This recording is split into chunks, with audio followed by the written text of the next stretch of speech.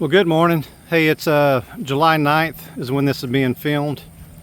We've had 9 inches of rain for the month. I mean, about 4 or 5 inches in 24 hours, and then we had another probably 2.5 inches today.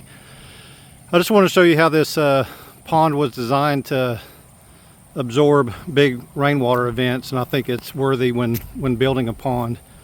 I mean, the first thing you can see is that the overflow here is very wide, and you can see there's no rapids or turbulence. It's just flowing very smoothly.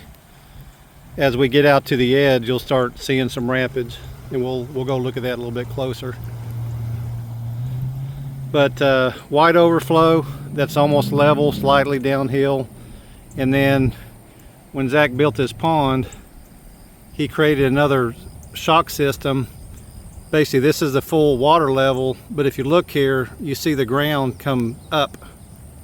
So he's got another bowl, he's got a second bowl built into the pond.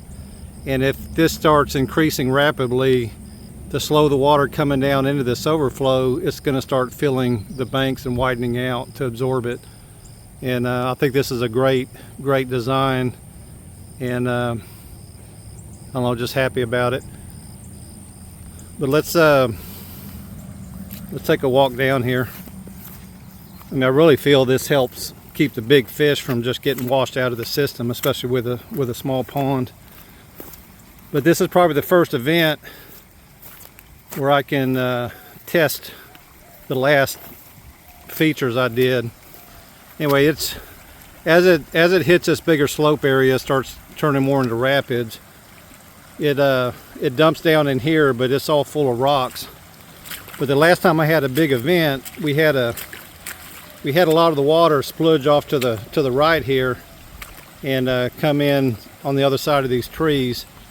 And if you can see this kind of patch right here, when Zach built the pond, he did this berm here, but he stopped here, and we had, like I said, water just travel out that side. So I added to the berm here, and so far it looks like it's working. I don't see any evidence.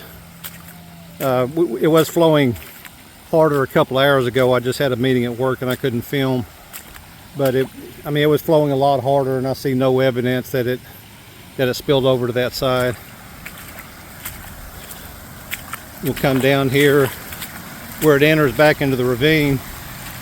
It's rock lined to stop erosion.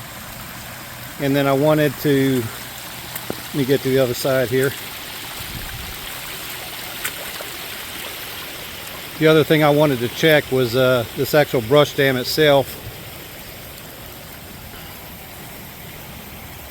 Man, there's probably 2-foot elevation change between this side of the brush dam to this water over here.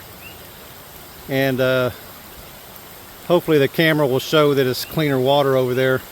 But anyway, in the last big event, the water was flowing out through here. It was missing the brush dam. It just backed up and went around.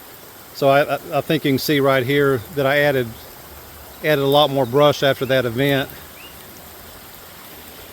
And it's working.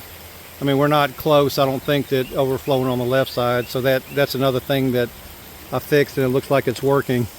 And I probably said this on previous videos. As the live oak leaves fall, they there's a big live oak right there.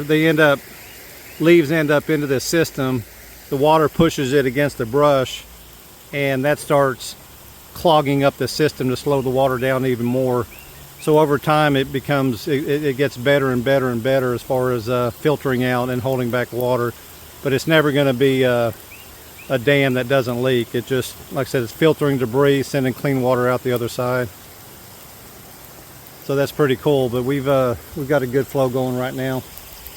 Anyway, just wanted to show you all an update. Water came late. This is about a month late from what we normally get, and which is going to help overall with the pastures and stuff. All right, y'all have a great day.